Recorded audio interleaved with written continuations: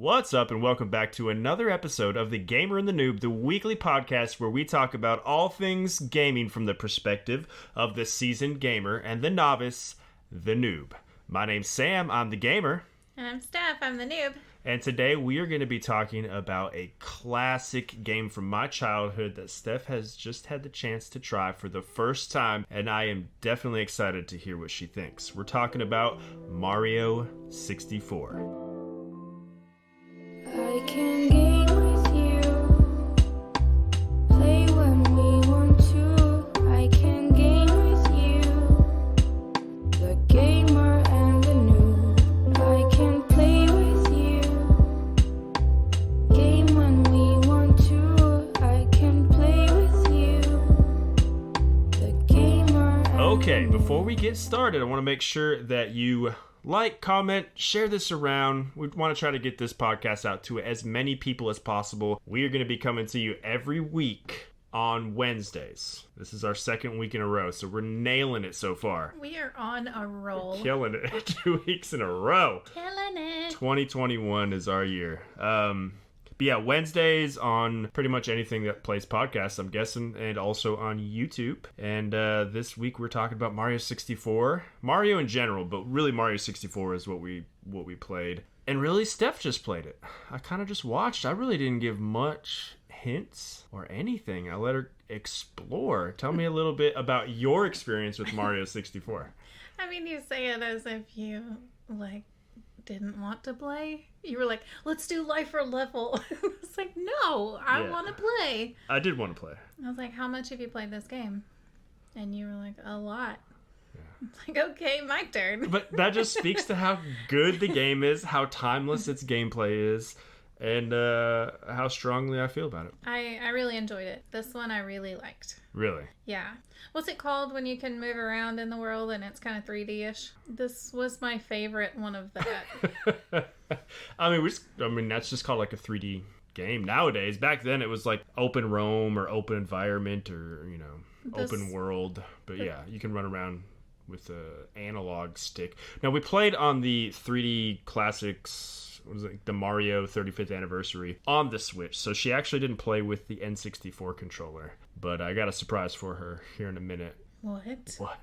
Like, you're going to put your hands on this N64 controller right here. And let me know what you think. Because you've never held one, right? No. Okay, cool. All right. So Mario 64, yeah. This is the first 3D platformer you've played, I believe. Can you tell how it's a platformer? I understand that there... Okay, no. The simple answer is no. I understand that there are different levels you can jump on, but how is that a platformer? And how is the game that you were playing yesterday not a platformer? So the game Vigil, it's a 2D side-scrolling game, but just because it's a side-scroller doesn't mean that it's like platforming is the primary aspect of the game.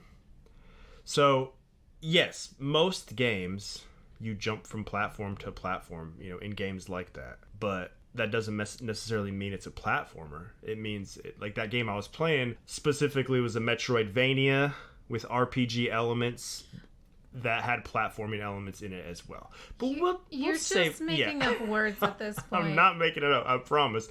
We will save that for a whole nother podcast. But as far as Mario 64 goes, you only played the very beginning areas. So the level of platforming has not been thrust upon you yet. So Bob-omb Battlefield, that first painting that you jumped into, you were having to jump, but there weren't dire consequences of failure if you missed. It was pretty flat levels and you could jump around, but it was mainly, like we talked about before in the previous podcast about a tutorial. That's your tutorial level. That's you running around, very low risk. It's teaching you how to time your jumps with a couple gaps, as you're running up the mountain and jumping over the cannonballs that come down and stuff like that. So it's more about the great way that Nintendo always does in doing their tutorials, which is hands-on, and they design the level in a way that teaches you so they're not having to sit there and... Yes, yes. So you can tell the difference. You're just able to jump in and play, and I can tell you really enjoyed that. I enjoyed that. I appreciated being given given basic information having time to learn it, and then once I accomplish something, then they give me something else. I mean, that's just good teaching methods. Yeah, absolutely. There's a lot of games that have sloppy tutorials, kind of like we talked about before. But Nintendo, and especially Mario games, they're always pretty spot on with it. They teach by doing instead of by telling. Is that one reason that those are some of your favorites? Yeah, I think that's one of the reasons. That idea of teaching you that, like hands-on stuff, that level of quality and care extends to the entirety of the game.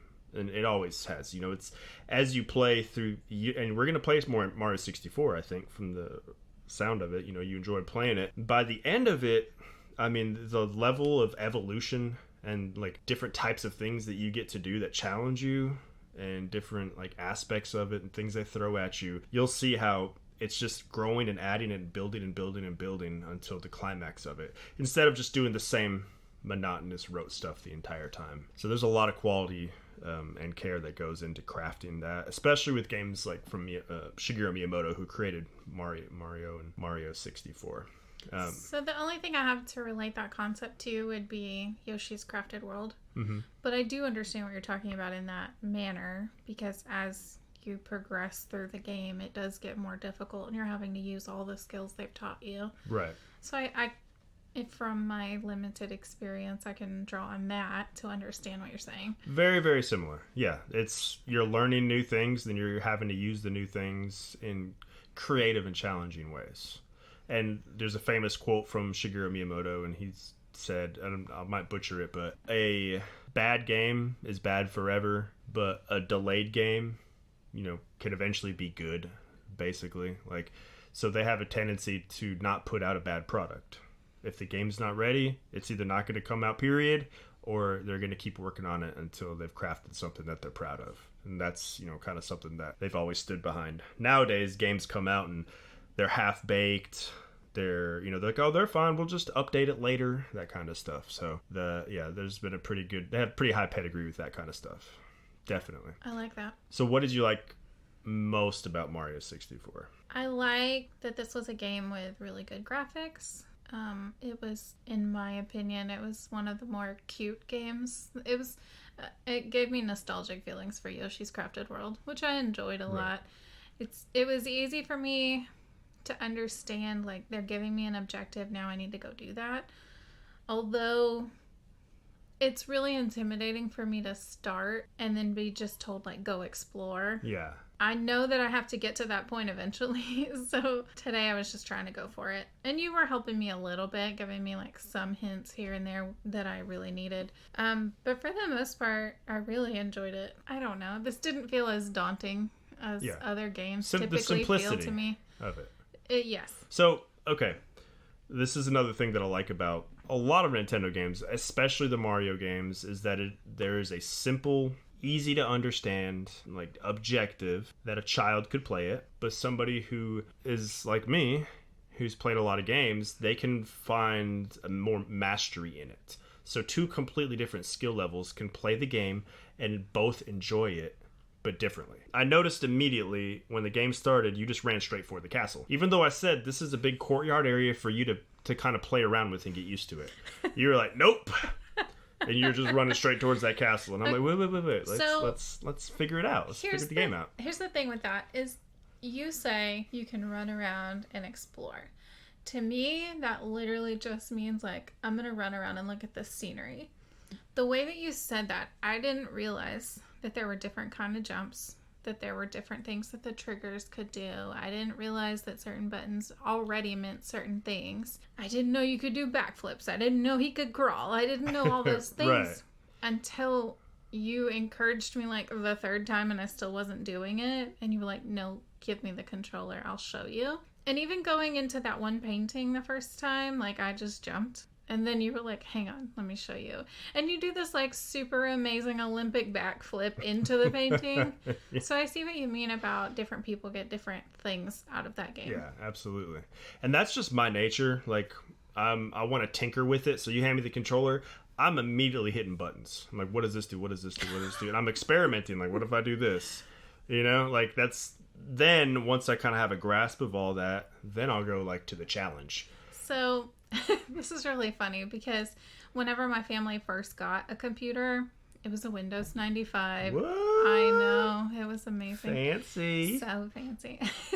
But I was scared of it. Yeah. I was so intimidated. I only did the things that I knew exactly what it was going to do, and I didn't touch anything else ever. Ever. I was so intimidated by it. But, you know, we have talked a little bit about just like various things that we were doing, and I was like, oh no, I just like went on and searched like direct pages that I knew what they were, and you were exploring like themes and changing the fonts of the computer and you know, things like that. I never would have ever tried to do that. Instead of You Got Mail, like I went in there and changed like the audio file settings to where it was Beavis and Butthead, and I won't do the voice. I'll leave if you do.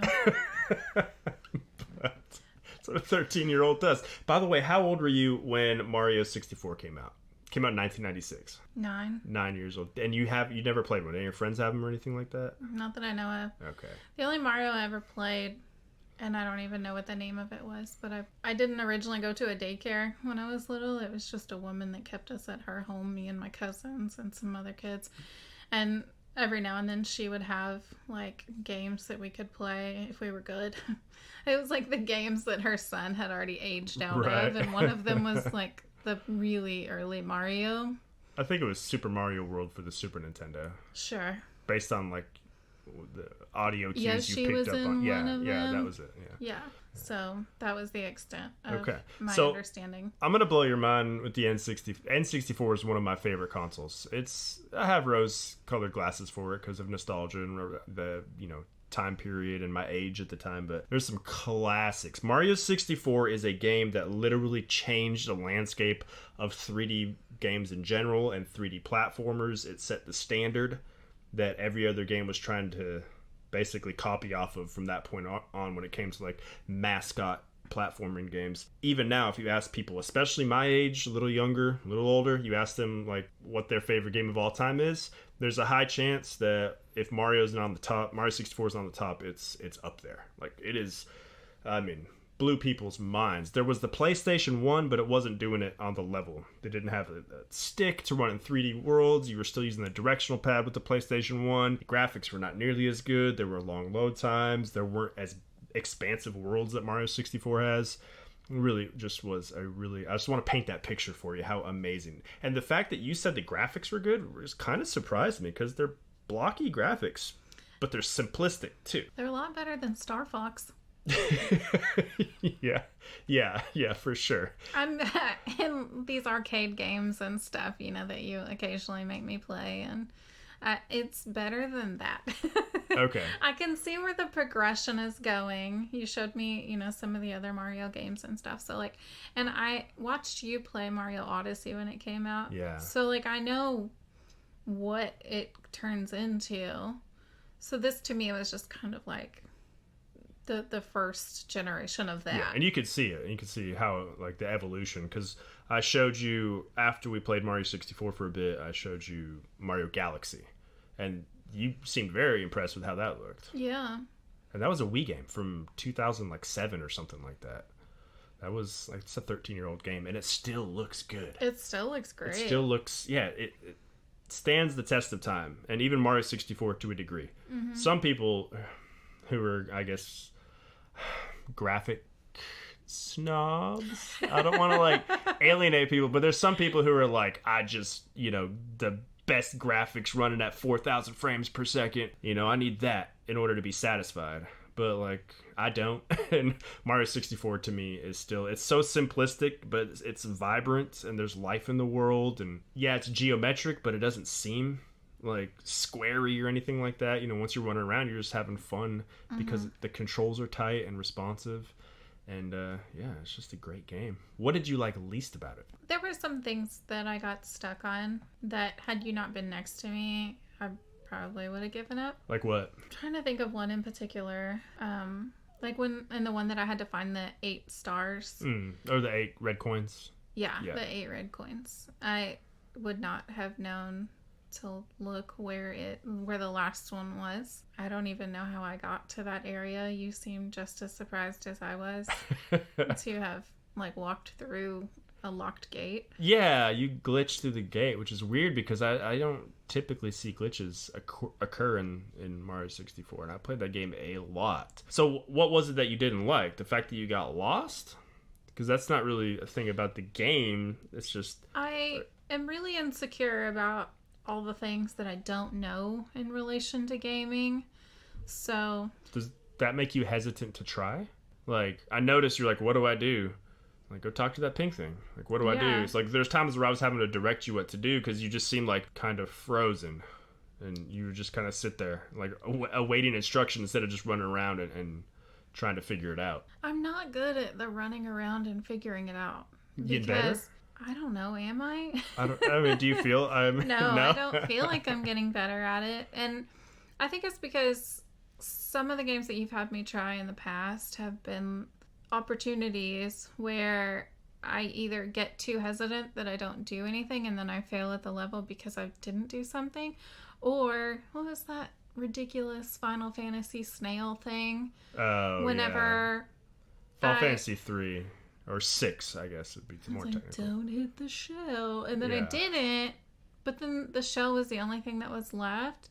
And I'm just sitting there and nothing is happening. And I'm like, well, I guess I either failed or I missed something or whatever. And I'm still just sitting there waiting and waiting. It felt like an eternity. I'm sure it was a couple of seconds. Yeah. But I was like, I don't know what to do. So then I hit the shell and you're like, why would you do that? And I was like, because nothing was happening. And it's just... That was like such a jerk move on that game. It's like when the teacher back in like grade school like writes... the instructions, but the last line of the instruction is like, if you're reading this, you don't have to actually take the test. Put your name on the top of the paper and turn it in. Yeah. Yeah. Yeah. If you mark even one question, then you have to take the whole test. It's basically that. But I'm excited that you liked Mario 64 because that game is very, very meaningful to me. Yeah, I liked it. You gonna play more of it? Sure. Yeah? Yeah. We don't have it digitally, so you'll have to play it on the big screen on my Switch. Okay. Or borrow it. So, I have a classic Nintendo 64 controller here, and I want to hear your thoughts. Go ahead and hold that thing. This is what people were playing. You got an N64 right out the box, and then this is what was handed to you. So, like, I've seen this, but it looks like I'm missing a hand. Yes. So right now, your hands are grasped on the far edges of it. So this controller, and this is actually how a lot of people who didn't own the system, I'm assuming, think you're supposed to hold it. That's the correct right there, where you actually have one hand in the middle. No. The other hand's in the middle, and the other hand has access to the buttons. And behind there's a trigger. So you have access to everything except for the directional pad. So if you're playing a game that has a directional pad movement, then you would hold it out wider like that. So that's how you play. And there is no stick. There's no second stick. This annoys me. It does? My wrists are just annoyed. Are they too cramped or? I'm holding it as if I would hold the sides like a normal controller. Uh-huh. But my wrists have to bend in an odd way to make that happen. I don't like it. You don't like it? I don't like it. Here, let me see it. So when we actually play some games, maybe that'll kind of like drift off when you're not thinking about it too much. I mean, I love it. I've got no problems with it. Like the A and B buttons are both like right there. Okay. You have the C buttons. That's what I was telling you about when we were playing. Instead of a second stick, there were no second sticks at this age in gaming. You had one stick, and then these were the camera buttons. So this is what you use to control the camera. What? Yeah. And then it wasn't until Sony, about a year after this, they came out with a second stick for the PlayStation 1 called the DualShock. And then that became kind of the standard after that. But yeah, there were no second sticks. Interesting, huh? Yes. Yeah. I'm trying to formulate in my mind how I could move the screen with buttons. Beep, beep, beep. That's why, well, the noise it makes, man. So that's why when you're playing Mario 64, it's not like the other games you've played where the right stick or the camera controlling stick has this fluid movement. You have to tap it to the left or to the right because it's simulating button hits. I see. With the stick. So I see. So you're not a fan of this N64 controller. What's the purpose of the third thing? Okay, so you're thinking about coming from the 16-bit generation. You had everything was two-dimensional. You only used these directional pads here. So if you take away this middle prong from the N64 controller, that's what it would look like, a Super Nintendo controller. Okay. Or a Sega controller. And now they're incorporating a brand new dimension where you can run fully in 3D, but there's still games that require the directional pad. So this was what they came up with. This middle prong you could use for the control stick, this analog stick for fluid movement if you wanted to. You never even have to touch this in most games, the directional pad. But like in fighting games, you're going to use the directional pad and these buttons here, and you never touch the middle. So it's an either-or situation. It's to add versatility. There's also options for people who are left-handed to where your right hand could control the stick, and then your left hand could use these directional pad buttons in lieu of these other buttons over here. There were some games had those options as well. Interesting. So it's really just for versatility, and they were paving the way like they did on the Super Nintendo. 4 buttons on the face, shoulder buttons. Prior to that, they invented the directional pad. That didn't exist before Nintendo. What did you say? Shoulder buttons? These buttons on the shoulder up here. Those I've never heard you call them that. They've just always been called triggers? Well, it depends. So like these don't have any triggers. The triggers actually feel and look like triggers, know, but they're all shoulder buttons. Yeah. So N64 has an L button, an R button. Interesting. But the Super Nintendo started that, and then so they've done a lot in basically creating pathways and starting trends. Thankfully, to a lot of people, the Nintendo 64 controller was not a trend that continued. But here, let me show you, since we're talking about it, one sec. This is the GameCube controller, and it's once again completely different. There is a second stick, but it's not the same kind of stick. They hadn't fully committed yet. It's one big button in the middle, and all the buttons surround it because you can reach everything. You do have triggers. Okay. Then you have another like ZR button. They just went wacky with this one. Do you want to hold that one? GameCube controller in the hand. That's actually the Wavebird. That's the wireless version, and one of my favorite controllers. That's a lot of people's favorite controller. Why? Ergonomically, it feels good. That particular controller lasts like 80 hours on 2 AA batteries, which was crazy at the time. But ergonomically, everything feels really, really good. The shoulder buttons, they actually have they're not digital, they're analog. So if you press them a little bit, the response is a little bit. If you press it hard, so for racing games, you could barely press it, and the car would go little. You could press down those shoulder buttons all the way, and the car would go faster, which has also become standard on some systems. But I really like how there's one big button in the middle, and then there's 3 buttons around it, which makes it very quick and easy to grab to go towards any button. So ergonomically, it's a good controller. Everything's now pretty much standardized, though. They don't really play around too much anymore. Gotcha. Yeah. I want to know all the things they tested but didn't release. When they were playing around with concepts of what should our new controller look like. I want to know all the things that didn't. We should look that up. We should talk about that, because I do too. I've never really paid much attention to it. I don't want to know what they've released. I want to know what's in like their back closets. Yeah, like the drawings that never even made it. Yeah. I guarantee they got some weird ones. Imagine coming up with the Wii remote design. Which was that's something else that they standardized, right. Motions and everything now. Anyways, I digress. Mario 64, had fun playing with you. I really do want to play again, life or level though, so I can play actually. Okay. And then you said that you had some questions, a little game. How many questions do you have? 10. 10 questions. Is it all about Mario 64 or Mario or Nintendo or... It's Super Mario 64. Okay, so we are playing a game, a trivia game. You've scoured the internet for the hardest questions you can find. It's probably not. About Mario 64. I mean, you don't know anything about the game, so... Yeah. It's difficult for you to tell what's hard or not. It is. So I'm curious and scared.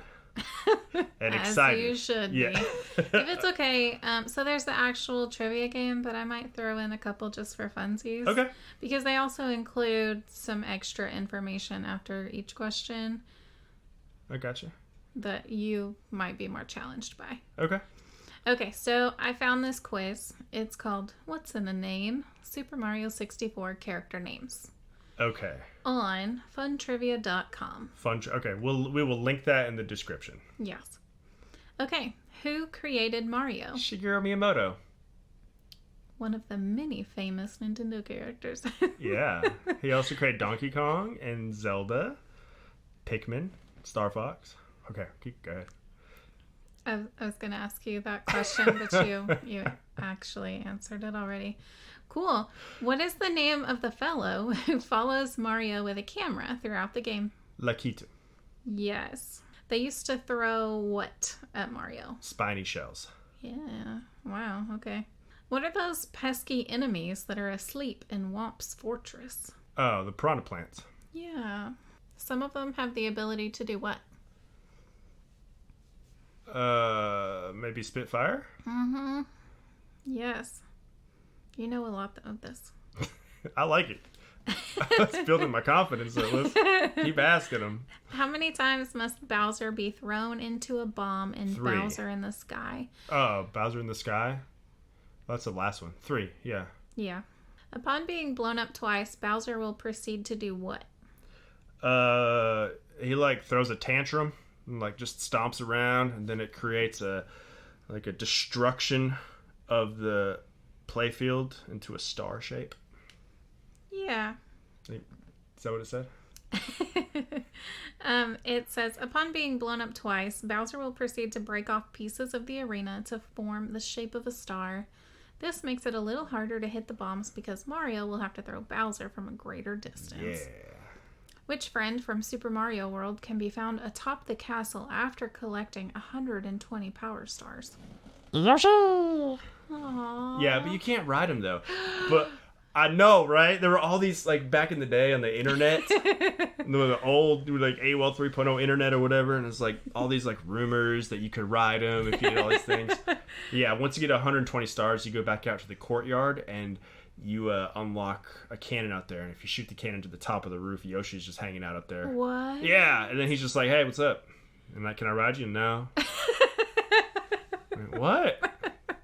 You also get a golden triple jump, you sparkle. Oh, Yeah. Well, that's very cool. Okay, what is the name of Mario's friend whose head resembles a mushroom? Toad. Yes. Some of them in the castle will give Mario Power Star simply for... Talking to him. Yeah. Yes. What is the name of the condor that steals Mario's hat in Shifting Sand Land? Oh no! Oh no! Did I get you? You think you got me? What? Hold on. Oh. I have no idea. What? Okay, he's a jerk too. He'll take your hat. I don't know. Cranky the Condor. I don't know. What is it? You're gonna kick yourself. Connie? It's called Klepto. Klepto, because he steals your hat. Oh. How Yes. funny. How funny. Dang. Okay, I missed one. Which enemy gives out a blue coin when defeated in a special way? The eyeball? Is it the eyeball? When you run around it? I know that drops out a blue coin. Oh. I think it's just the, a Koopa. No, I don't know. What is it? The correct answer is Big Goomba from Tiny Huge Island. Oh, wow. Yeah, I had no idea. I'm thinking of, what drops blue coins, but I guess some of those drop blue. Okay. All right. It's getting harder. Confidence. It's failing. What does the baby penguin from Cool Cool Mountain have in common with its mother, according to its mother? I don't know. Dang. I just usually throw it off the island or off the side. It's an incessant. Oh, it's awful. What does it sound like? I'm just gonna put it. I'm gonna add a little sound clip. But yeah, there's all these memes of people taking that silly little penguin because you have to reunite it to its mom. Oh. Yeah, I but then love people just it. bring you to the edge of the world and drop it. No, not the baby penguin. And as a teenager, I did that a lot. I don't know. They both I like how you just really slipped that piece of Yeah. information and it was me. It's too late. You're married to me. I don't know. They like to slide on their stomachs. I don't know. So, okay, no. The correct answer is its beak. Oh, because you have to tell which one is which. Anyways, whatever. I missed it. Stupid game, anyways. I'm just kidding. I'm loving it. Go ahead. Ask more questions. One more. Okay. Koopa the Quick is also known as King. Koopa? Yeah. No, that's Bowser, though. What? Is that what it says? King Koopa? Yeah, That's not right. that's what it says. Koopa the Quick is also known as King Koopa. Huh. Oh, wait, I messed it up. Okay. It was a true-false question. Oh, And- no. King Koopa's Bowser. But when I took it, I answered false. Uh, So it said that I was right. So, I gotcha. sorry, I got confused. Oh, it's all good. Yeah, King Koopa was the name of Bowser. Bowser wasn't called Bowser at the very beginning. King Koopa in Mario Brothers 1 was his name. But eventually they called him Bowser. Sorry. Also, Chameleonaire, the Houston, Texas rapper, goes by the name King Koopa as well. Really? Chameleonaire. He's a chameleonaire, so he calls himself King Koopa. Anyways, fun rap trivia. Hey, this is my game. Oh, sorry. This is my game that I'm messing up. I love it. You got any more brain busters? No. Oh, okay. But we'll still link that. I'm sure there's lots of fun quizzes there about video games and There's stuff. quite a few in relation to Mario 64, Yeah? actually. Yeah. Cool. I just thought it would be fun to kind of address a lot of the characters, Yeah. There's stuff I didn't know on there. obviously. Obviously. Okay. Well, that was fun. I'm glad you enjoyed Mario 64. I enjoyed playing with you. I can't wait to play some more. And if you're listening out there, we want to know what games you think that we should play together. There's a lot of games that I haven't played out there. There's tons of games that Steph hasn't played. So Hey.